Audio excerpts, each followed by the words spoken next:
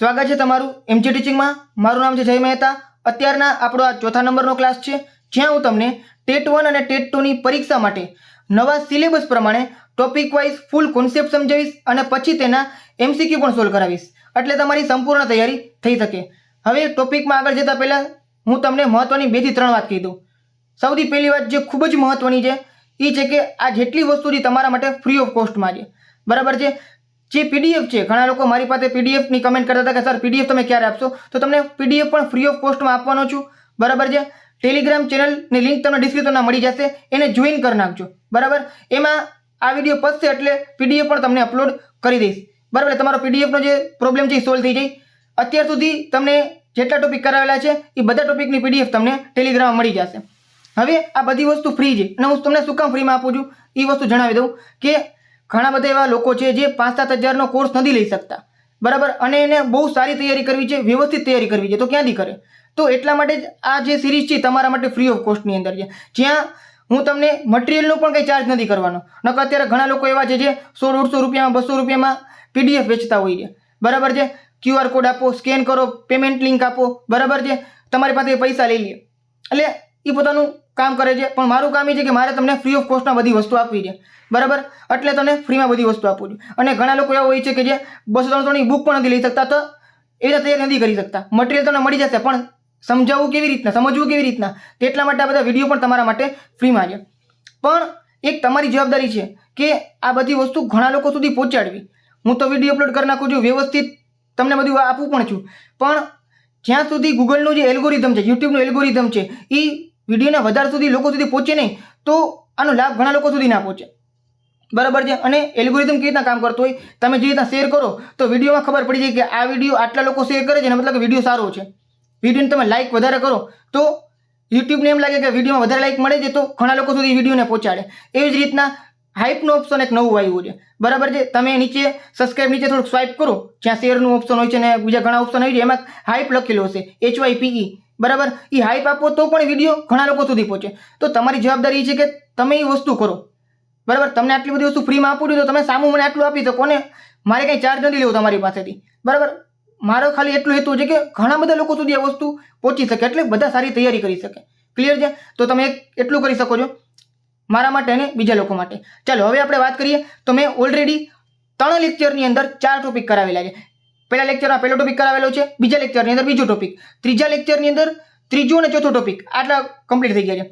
અત્યારના ફરીથી હું પછીના 2 ટોપિક કરાવવાનો છું, બરાબર। ટોપિક છે સામાજિકતાનો વિકાસ અને તેને અસર કરતા પરિબળો, અને એના પછીનો સામાજિકરણની પ્રક્રિયાઓ, સામાજિક જગત અને બાળક, વાલી, શિક્ષક અને સહપાઠી, આ 2 ટોપિક અત્યારે આપણે કરવાના છીએ, બરાબર છે। જો આના પછીના લેક્ચરથી જે કન્ટેન્ટ છે એ ખૂબ જ મોસ્ટ ટાઈમ રહેવાનું છે। શરૂઆતના 4-5 વિડીયો અથવા 4-5 ટોપિક છે, બરાબર, એ થોડા તમને એવા લાગે કે આ તો બહુ ઇઝી વસ્તુ છે, બરાબર, આમાંથી પૂછાશે કે નહીં પૂછે એવો ડાઉટ પણ લાગે, પણ શરૂઆતના ટોપિક જ એવા ઇઝી છે કે તમને લાગશે કે આમાંથી પૂછાશે કે નહીં પૂછે। પણ હવે પછી જે ટોપિક છે ને, એરિક્સનથી ચાલુ થશે, આ બધા એ ખૂબ જ મોસ્ટ ટાઈમ છે, એટલે આ વિડીયો ધ્યાનથી જોજો, આમાંથી વારંવાર એમસીક્યુ બનતા હોય છે, ક્લિયર છે? અને આ વિડીયો પણ મહત્વનો છે કારણ કે આમાંય તમને ઘણી બધી વસ્તુ જોવા મળેલી છે સારી એવી, અને લિમિટેડ એમસીક્યુ છે, અત્યારના બહુ વધારે એમસીક્યુ તમને નથી આપેલા। ચાલો ટોપિક 3 કમ્પ્લીટ થઈ ગયો છે, આપણે ટોપિક 4 પણ કમ્પ્લીટ થઈ ગયો છે, બરાબર। 5મો ટોપિક આપણે અત્યારે સમજવાનો છે, ટોપિક 5 સામાજિકતાનો વિકાસ અને તેને અસર કરતા પરિબળો। હવે આનો અર્થ શું છે? સામાજિક વિકાસ એ એક એવી પ્રક્રિયા જેના દ્વારા બાળક પોતાના સમાજના ધોરણો, મૂલ્યો, માન્યતા અને વર્તનની રીતિઓને શીખે છે, તથા અન્ય લોકો સાથે સફળતાપૂર્વક આંતરક્રિયા કરતા અને સંબંધો સ્થાપિત કરતા શીખે છે। શરૂઆતમાં તમને ઘણી બધી વસ્તુ આપેલી છે। સામાજિકતાનો અર્થ શું છે, બરાબર, સોશિયલાઇઝેશન કહેવાય, બરાબર। હવે એના પરિબળોની વાત કરેલી છે, તો કુટુંબ, શાળા, સમવયસ્ક જૂથ, મિત્ર જૂથ અને પછી શિક્ષક, આ અલગ અલગ 4 ટોપિક તમને આપેલા છે। અને છેલ્લે મહત્વનું આવે છે સમૂહ માધ્યમ, જેને માસ મીડિયા કહેવાય છે। એક એક પછી એક આપણે ટોપિક પહેલા શીખી લઈ, પછી આપણે એના એમસીક્યુ પણ સોલ્વ કરશી, બરાબર છે। ચાલો કુટુંબ, તો કુટુંબ એ બાળકની પ્રાથમિક સામાજિક પાઠશાળા છે। હવે આ પોઈન્ટ એકદમ ધ્યાનથી જોજો અને મગજમાં બેસાડી લેજો। પ્રથમ કુટુંબ શું છે? સૌથી પ્રથમ છે અને સામાજિક પાઠશાળા છે।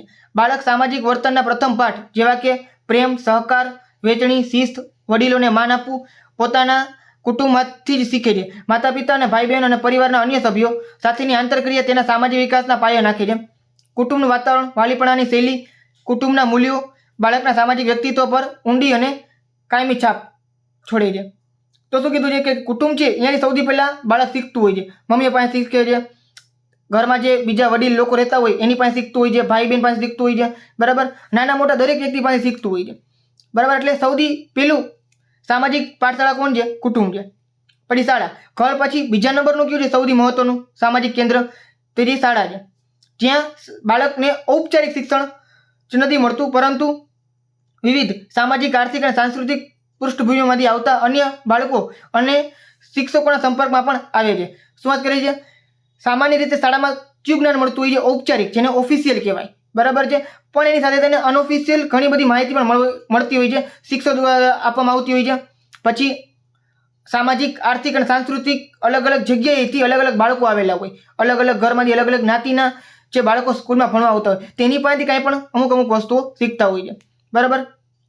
શાળામાં તે નિયમોનું પાલન કરવાનું, જૂથમાં કામ કરવાનું, નેતૃત્વ સ્વીકારવાનું અને સત્તાને માન આપવાનું શીખે છે. સત્તાને માન આપવાનું મતલબ કે આચાર્ય છે, પછી બીજા ટીચર છે ને માન આપવું, નેતૃત્વ સ્વીકારવાનું, નેતૃત્વ કરવાનું, આ બધી વસ્તુ શીખતું હોય છે. આમ જો તમારા માટે બધી વસ્તુ ઇઝી છે, એટલી અઘરી નથી, એટલે તમને સહેલું લાગતું હશે. સમવયસ્ક મિત્ર જૂથ, એને પિયર ગ્રુપ કહેવાય, બરાબર છે. જેમ જેમ બાળક મોટું થાય તેમ તેમ જીવનના મિત્રો અને સહપાઠીઓનું મહત્વ વધતું રહે છે. મિત્ર જૂથ બાળકને એક એવું વાતાવરણ પૂરું પાડે છે જ્યાં તે પુખ્ત વયના લોકોની દેખરેખ વિના સામાજિક કૌશલ્યોનો અભ્યાસ કરી શકે છે.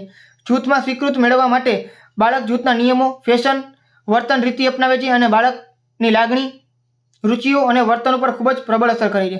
યાદ રાખજો, જેવું બાળક મોટું થાય, બરાબર છે, લગભગ 5 થી 7 વર્ષનું થાય ત્યારથી મિત્ર બનાવવા શીખી જાય છે, બરાબર. પણ જ્યારે 10 થી 12 વર્ષનું થાય ત્યારે એના માટે ખૂબ જ મહત્વનું છે સમવયસ્ક જૂથ અથવા મિત્ર ગ્રુપ, બરાબર છે. એની આજુબાજુ સ્કૂલના, ટ્યુશનના જેના ફ્રેન્ડ્સ છે એ ખૂબ જ મહત્વના હોય અને એની પાસેથી એ બધી વસ્તુ મોટા ભાગે શીખતી હોય, સારી ખરાબ બધી વસ્તુ મિત્રો પાસે શીખે, બરાબર.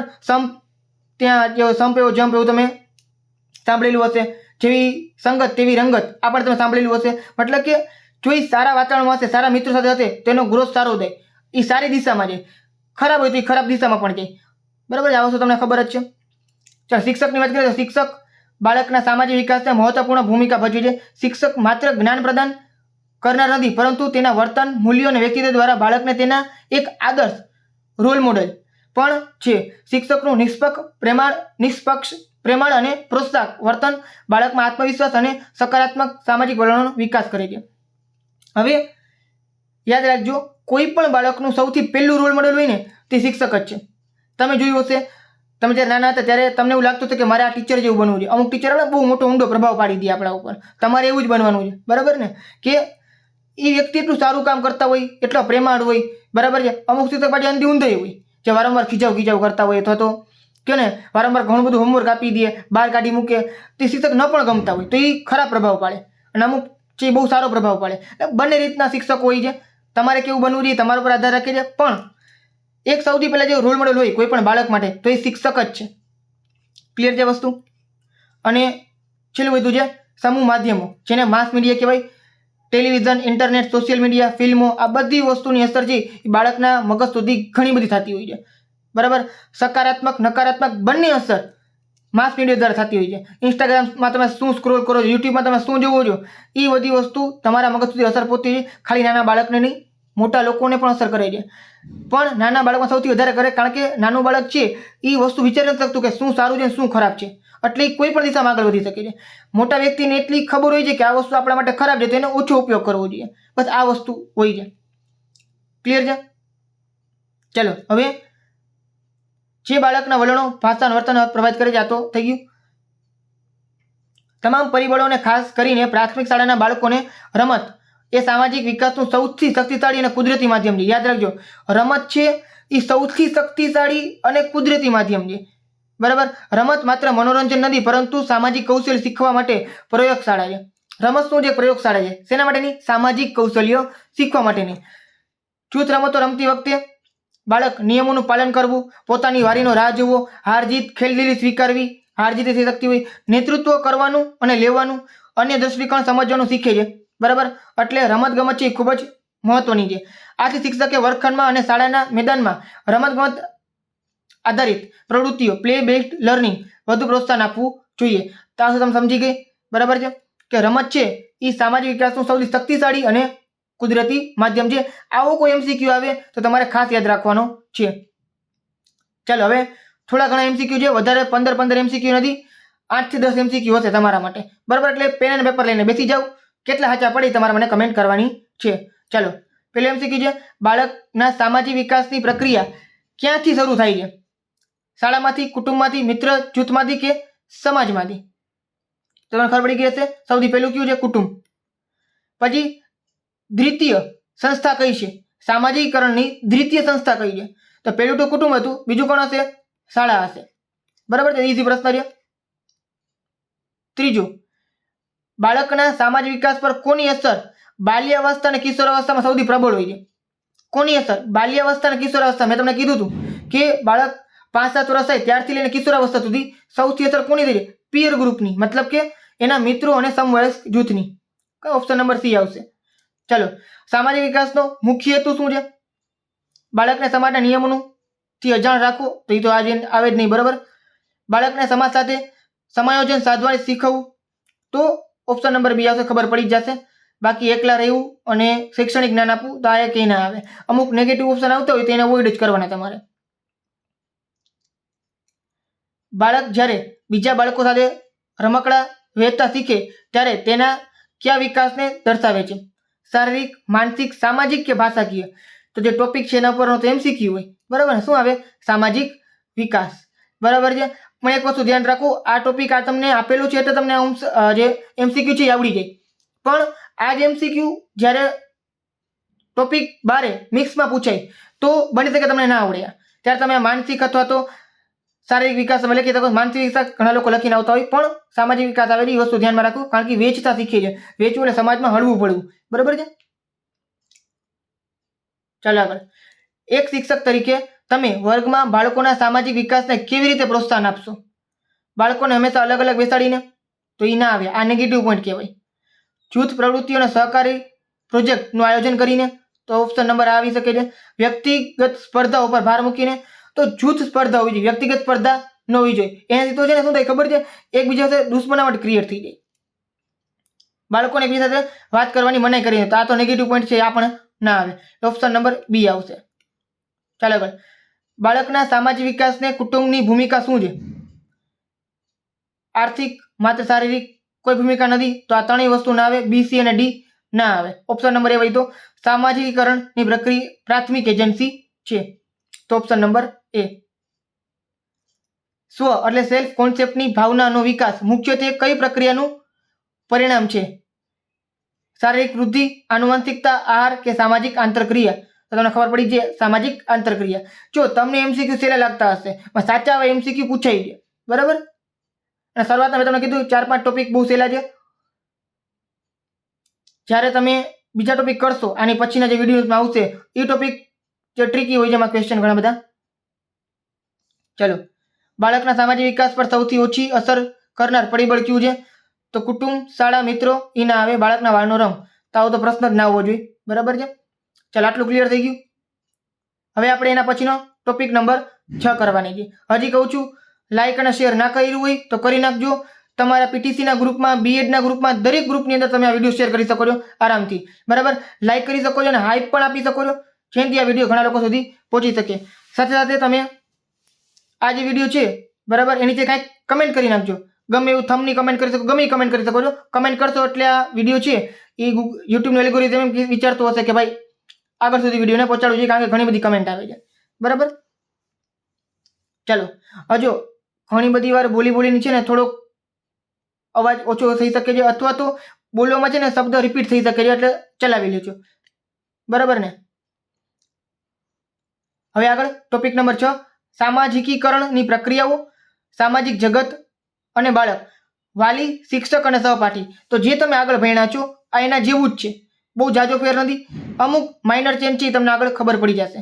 સામાજિકીકરણના પ્રકારો, સૌથી પહેલું પ્રાથમિક સામાજિકીકરણ, બરાબર, જેની અંદર કુટુંબ આવે છે, એ તમને ખબર જ છે. ટૂંકમાં સમજાવી દઉં છું, કાંઈ ડિટેલમાં જવાની જરૂર નથી આપણે. દ્વિતીય સામાજિકીકરણ શું છે? તો કે બાળકની ઘરની બહારની દુનિયા, જેમ કે શાળા, મિત્ર જૂથ અને સમાજના અન્ય અલગ અલગ સંસ્થાઓ એ દ્વિતીય કહેવાય. પછી પુનઃ સામાજિકીકરણનો મતલબ શું છે? રિસોશિયલાઇઝેશન એવી પ્રક્રિયા કે જેમાં વ્યક્તિ પોતાના જૂના સામાજિક મૂલ્યો, ધોરણો, વર્તનને ત્યજીને નવા અલગ મૂલ્યો અપનાવે છે. બરાબર? જેમ કે જ્યારે કોઈ વ્યક્તિ એક દેશમાંથી બીજા દેશમાં સ્થળાંતર કરે અથવા કોઈ અપરાધી સુધારણા ગૃહમાં નવું જીવન જીવતા શીખે, આ પુનઃ સામાજિકીકરણ કહેવાય. મતલબ કે તમારા મગજમાં જે જૂના બિલીફ સિસ્ટમ છે, જૂની બિલીફ સિસ્ટમ એટલે કે તમે જે અત્યાર સુધી વસ્તુ વિચારો છો એને બધું ભૂલી, એને બધું મગજમાંથી કાઢી એને કંઈક નવી જ વસ્તુ અપનાવો, એને કહેવાશે પુનઃ સામાજિકીકરણ, રિસોશિયલાઇઝેશન. ક્લિયર થઈ ગયું? ચલો હવે આ પોઈન્ટ, આ પેરેગ્રાફ મહત્વનો છે, એકવાર ધ્યાનથી જોઈ લેજો. શાળામાં સામાજિકીકરણની પ્રક્રિયા માત્ર ઔપચારિક અભ્યાસક્રમ દ્વારા જ થતી નથી.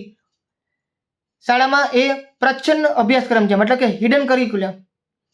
તમે 10મા ધોરણમાં સાંભળ્યું હશે ઓલી બેરોજગારીના ટોપિકમાં, છુપી બેરોજગારી, જેને આપણે પ્રચ્છન્ન બેરોજગારી કહેતા હોય. તો પ્રચ્છન્ન મતલબ શું? છુપો.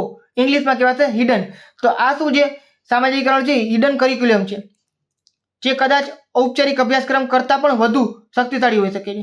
ઔપચારિક અભ્યાસક્રમ ગણિત, વિજ્ઞાન, ભાષા આ બધા વિષયોનું જ્ઞાન આપે છે, પરંતુ શાળામાં અલિખિત નિયમો, સમયપત્રકનું પાલન કરવું, શિક્ષકોનું વર્તન, પછી પ્રાર્થના સભા, સ્પર્ધા, પુરસ્કાર, સજાની પદ્ધતિઓ, વિદ્યાર્થીઓ વચ્ચેની આંતરક્રિયા, આ બધું પ્રચ્છન્ન અભ્યાસક્રમ છે.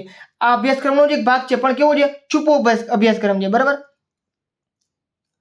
આની અંદર સમય પાલન, શિસ્ત, સત્તાનું સન્માન, રાષ્ટ્ર પ્રત્યેનો આદર, સ્પર્ધા, સહકાર, આ બધી જે ભાવનાઓ છે એ વિકસતી હોય છે, અને લોકશાહીનો સમાવેશ પણ આમાં થઈ શકતો હોય છે. તો આ બધી વસ્તુ તમને આમાં આપેલી છે. હવે બાળકના વિકાસના ત્રિસ્તરીય ભૂમિકા, અલગ અલગ 3 સ્તર: વાલી, કુટુંબ, શિક્ષક, શાળા, અને ત્રીજું છે સહપાઠી મિત્ર જૂથ. બરાબર છે? ચાલો સૌથી પહેલું વાલી કુટુંબ, વાલી અથવા તો કુટુંબ, પેરેન્ટ્સ અથવા ફેમિલી. બરાબર છે? ભૂમિકા શું છે? કુટુંબ બાળકની પ્રથમ દુનિયા છે. વાલી તેના પ્રાથમિક શિક્ષક છે. તો જે વાલી હોય પ્રાથમિક શિક્ષક હોય છે. આમ તો સામાન્ય આપણે માતા ગણતા હોઈએ છીએ કે ભાઈ મમ્મી છે એની સૌથી પહેલી ટીચર હોય છે, પણ ખાલી મમ્મી નથી હોતા. આપણે ખાલી કહી દઈએ છીએ મમ્મી પાસે સૌથી વધારે બાળક રહેતું હોય એટલા માટે આપણે એવું કહી દેતા હોઈએ છીએ, પણ સાચી એનું ઘરનું આખું જે વાતાવરણ છે ને એ એનું શિક્ષક હોય છે. મમ્મી કેવી રીતના વર્તન કરે છે, પપ્પા કેવી રીતના વર્તન કરે છે, ઘરના દાદા દાદી હોય વડીલ, એની સાથેનું વર્તન શું છે, મોટા ભાઈ બહેનો તો એનું વર્તન શું છે, આ બધા સૌથી પહેલા શિક્ષક છે. તો એના વાલી શું છે? એના પ્રથમ શિક્ષક છે. વાલીઓ બાળકને ભાવનાત્મક સુરક્ષા આપે છે, પ્રેમ, હૂંફ, મૂળભૂત સંસ્કાર પૂરા પાડે છે. તેઓ બાળકના સામાજિકીકરણના મુખ્ય સૌથી પ્રભાવશાળી વાહક છે.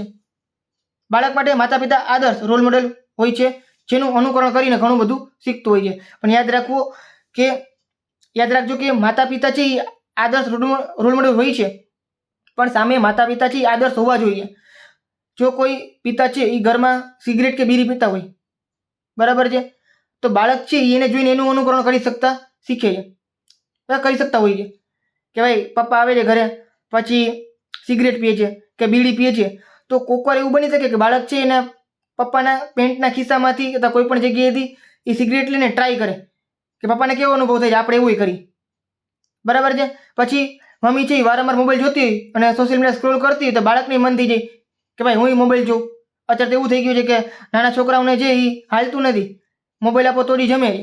તો આ વસ્તુ શું છે કે એના મા બાપ પાસેથી શીખતા હોય છે. તો જેવું માતા પિતાનું વર્તન હશે એવું બાળક અનુકરણ કરશે. પછી વાલીની વાત કરી.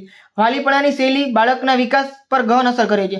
સકારાત્મક વાલીપણું, જેમ પ્રેમ, સ્વીકૃતિ અને યોગ્ય શિસ્તનો સમાવેશ થાય છે, તે બાળકના આત્મવિશ્વાસ, આત્મસન્માન અને સ્વસ્થ સામાજિક વિકાસને પ્રોત્સાહન આપે છે. તેનાથી વિપરીત ઉપેક્ષા છે, અત્યાચાર છે, અત્યંત કડક વાલીપણું છે, આ વિકાસને અવરોધે છે. બરાબર છે? વારંવાર કોઈ વસ્તુ કડકથી ના પાડવામાં આવે, કડકાઈથી, બરાબર છે, કે માતા પિતા છે એ થોડાક વધારે કડક રહેતા હોય, વારંવાર મારતા હોય છોકરાને, તો એનો વિકાસ અવરોધ થાય 100%. કારણ કે એ મનની વાત બહાર ના કાઢી શકે, એવું વિચારે કે હું કંઈક મમ્મી પપ્પાને કહીશ અને મને ખીજાશે તો ખીજાશે તો આની ભાવના છે ને એ બહુ ખરાબ હોય છે. પછી ઘણીવાર છે બાળક પોતાના મમ્મી પપ્પાને છે ને પોતાનો રિપોર્ટ કાર્ડ ન દેખાડે, કોઈ માર કાંઈ ઓછા માર કાંઈ હોય તો ન દેખાડે. શું કામ ન દેખાડે? કારણ કે એને બીક હોય છે મનમાં કે મારા મમ્મી પપ્પા મને ખીજાશે આ વસ્તુથી. અને આ ખીજાવાની જે બીક છે ને એને લીધે એ ખોટું કામ કરતું હોય છે, એને લીધે ચોરી કરે, ઘણી બધી જે ન કરવાના કામ હોય એ બધા કામ એ કરી નાખે, બરાબર, કારણ કે એને મમ્મી પપ્પાથી બીક લાગતી હોય. એટલે એક વસ્તુ તમારે શ્યોર કરવી જોઈએ, એ તો ટીચર તરીકે તમારે વધારે ધ્યાન રાખવું જોઈએ કે બાળક પોતાના મનની જે બધી વાત છે એ તમને કહે. મનની જ્યારે બધી વાત તમને કહેશે તો તમે એને વધારે સમજી શકશો. જો એ કહેશે તો તમે સમજશો કેવી રીતના? એટલા માટે વધારે પડતી કડકાઈ ન રાખવી જોઈએ. એને બેસાડી સમજાવો કે આ વસ્તુ ખરાબ છે, આ વસ્તુ સારી છે, એટલે સમજવા તૈયાર પણ છે. પછી કોઈક વાર એવું લાગે થોડું કડક પણ વાપરવું પડે, પણ એ બેલેન્સમાં હોવું જોઈએ, બરાબર. ચાલો શિક્ષકની વાત કરીએ આપણે. તો શિક્ષક છે ઔપચારિક જ્ઞાન આપે છે, કૌશલ્ય પ્રદાન કરે છે, પછી સિવાય જોવા જઈએ તો એક અનુકૂળ વાતાવરણ પૂરું પાડે છે અને એક પ્રોત્સાહિત કરે છે, જિજ્ઞાસા વધારે છે, વિકાસવાની તકો પૂરી પાડે છે અને કુટુંબ અને બૃહદ સમાજની વચ્ચે એક કડી છે. તો પહેલા કોણ આવ્યું હતું? કુટુંબ. પછી કોણ? શિક્ષક. પછી કોણ આવશે? તો સમાજ આવશે, કારણ કે સમાજમાં જ રહેવાનું છે. તો સમાજ અને કુટુંબ, કુટુંબ અને સમાજ, આ બે વચ્ચેની જો કડી છે, કડી કોણ છે? તો કે તમારા મારા જેવા શિક્ષકો, બરાબર છે. ચાલો આગળ. અસર શું છે?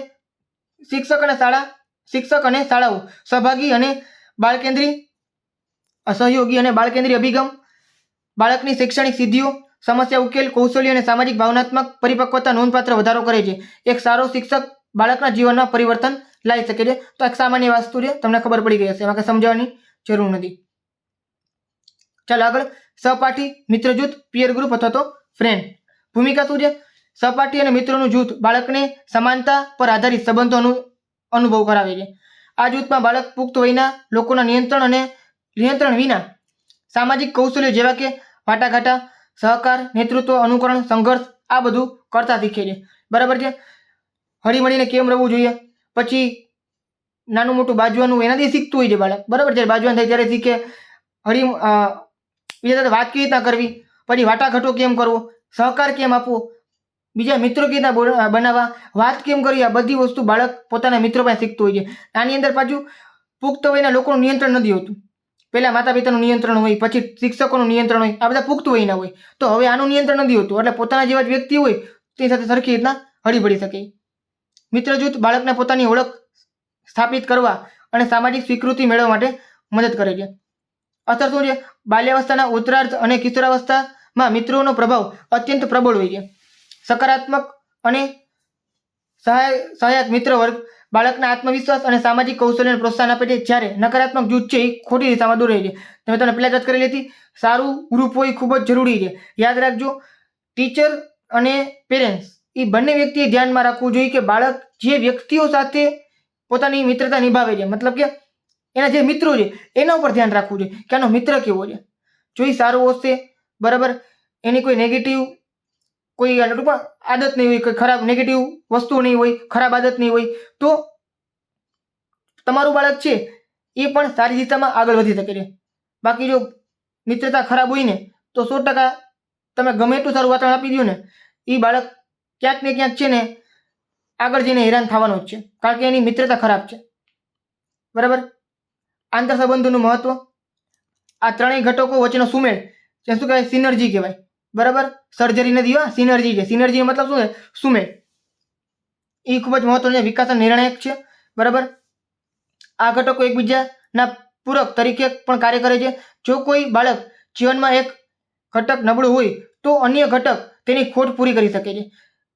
એક્ઝામ્પલ તરીકે, બાળકને ઘરેથી પૂરતો ભાવાત્મક પ્રોત્સાહન નથી મળતું, બરાબર છે, તો તેને આ જ બધી વસ્તુ શિક્ષકમાંથી મળી શકે છે અથવા તો પોતાના જે મિત્ર જૂથ છે એમાંથી પણ મળી શકે છે. મતલબ કે આ ત્રણેય જૂથ છે ને એ એકબીજાની ખોટ પૂરી પાડે છે.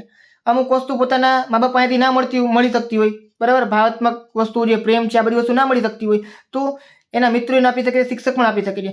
સેમ વસ્તુ છે ઘણા બાળકો એવા ઇન્ટ્રોવર્ટ હોય, બરાબર છે, જેના ઘણા બધા મિત્રો ના હોય, તો શિક્ષક અને એના માતા પિતા એના મિત્ર બનીને રહી શકે છે.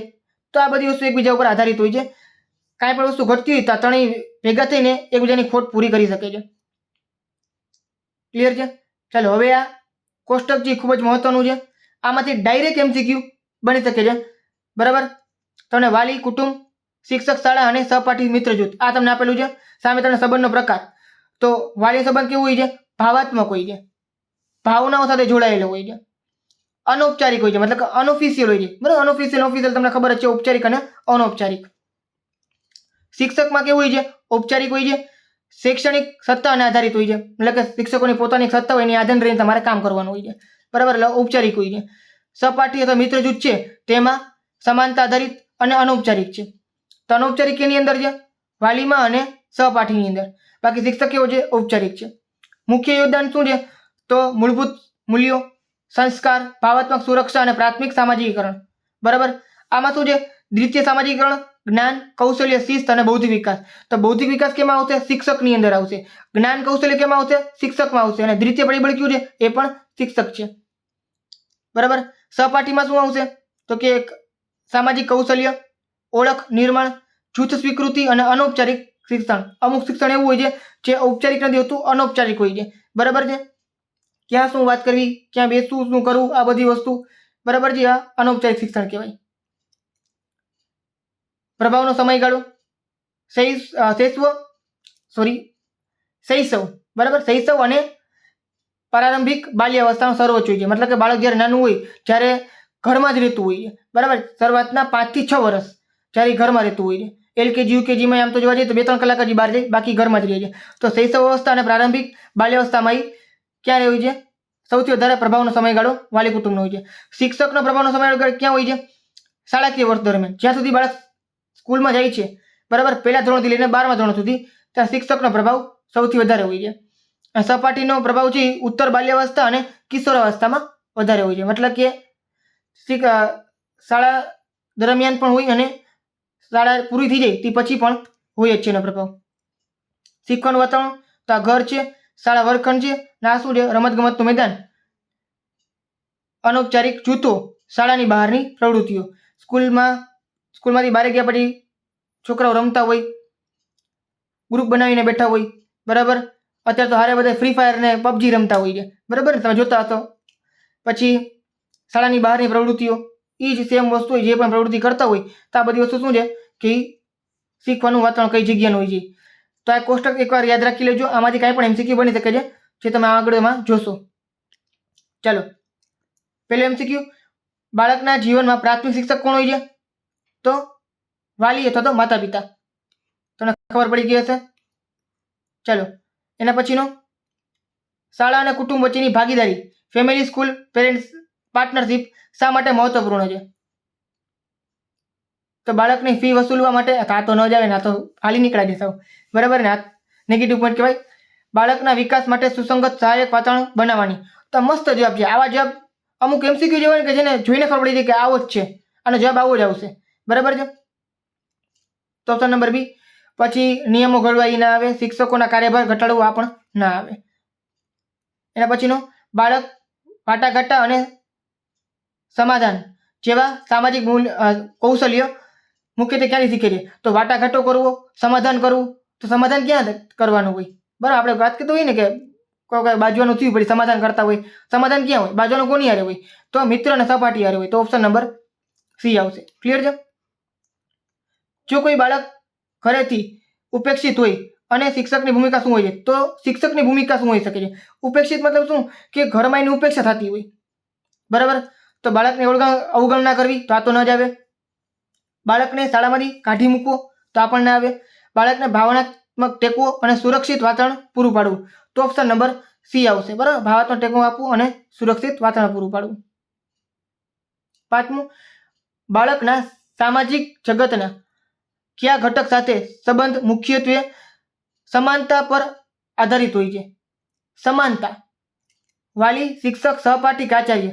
આમાં કઈ વસ્તુ સમાનતા જોઈએ છે? મતલબ કે સમાનતા હોય છે આની અંદર, તો સહપાઠી આવશે. કારણ કે બધા બાળકો છે ને પીયર ગ્રુપ કહેવાય, બરાબર છે. બધા બાળકો સરખા હોય, એની ઉંમરના અથવા એનાથી 1-2 વર્ષ નાના મોટા હોય. બાળક જ્યારે જૂથમાં સ્વીકૃતિ મેળવવાનો પ્રયત્ન કરે છે ત્યારે કોનો પ્રભાવ હેઠળ હોય છે? જૂથમાં સ્વીકૃતિ મેળવવાનો, તો આ જ આવશે, સહપાઠી, બરાબર છે. બાળકના સામાજિક જગતના ત્રણેય ઘટકો, વાલી, શિક્ષક અને સહપાઠી વચ્ચે શું હોવું જોઈએ? સ્પર્ધા, સંઘર્ષ, સુમેળ અને સંવાદ કે અંતર? તો શું આવે? સુમેળ અને સંવાદ હોવો જોઈએ. તમને બધા એમસીક્યુ સહેલા લાગતા હશે, પણ જ્યારે તમે આના પછીના ટોપિકમાં આવશો, હવે પછી 3-4 ટોપિક છે બધે, બરાબર, બુદ્ધિ અને અલગ અલગ મનોવૈજ્ઞાનિક આવશે, એ તમને અઘરા લાગવાના છે. કારણ કે એમાં ઘણી બધી જાણકારી છે અને એક વખતે હું 2 ટોપિક નહીં કરાવી શકું, એમાં એક વખતે એક જ ટોપિક કરાવીશ. એક બાળક શાળામાં ખૂબ જ આક્રમક વર્તન કરે છે. શિક્ષક તરીકે સૌપ્રથમ શું કરવું જોઈએ? સજા ન કરાય, કારણ કે એ નેગેટિવ પોઈન્ટ થઈ જાય. વાલીઓ સાથે વાત કરીને વર્તનના સંભવિત કારણો જાણવાનો પ્રયત્ન કરવો જોઈએ. તો ઓપ્શન નંબર બી આવશે. બરાબર.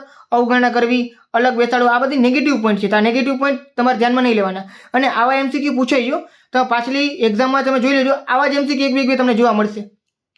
બરાબર. પાછલા પેપર જો તમારે કરવા હોય, પાછલા ટેટ 1 ના પેપર તમારે કરવા, ટેટ 1 અને ટેટ 2 ના પેપર તો મારી પાસે છે, હું તમને કરાવીશ. તમારે કમેન્ટ કરવાની કે સર મારે પેપર છે એ કરવા સોલ્વ કરવા છે, તો હું તમને કરાવીશ. બાકીની કંઈ જરૂર નથી. અત્યારે હું તમને આજ કરવાનો છું, આજ કરાવવાનો છું. બાળકના બૌદ્ધિક વિકાસ માટે કોની ભૂમિકા સૌથી વધુ કેન્દ્રવર્તી છે? તો શિક્ષકની આવે. બૌદ્ધિક વિકાસ આવે ત્યારે. બાળકના ભાવાત્મક વિકાસ અને સુરક્ષા તો એ કોણ આવશે?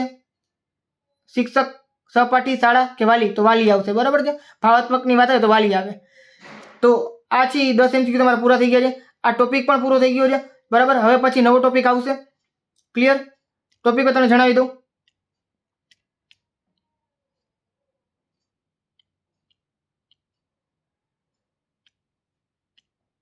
ચલો, આ આખી પીડીએફ છે તમને ટેલિગ્રામ મળી જશે. ટેલિગ્રામ તમે જોઈન કરી નાખજો અને પીડીએફ પણ તમને ત્યાં મળી જવાની છે.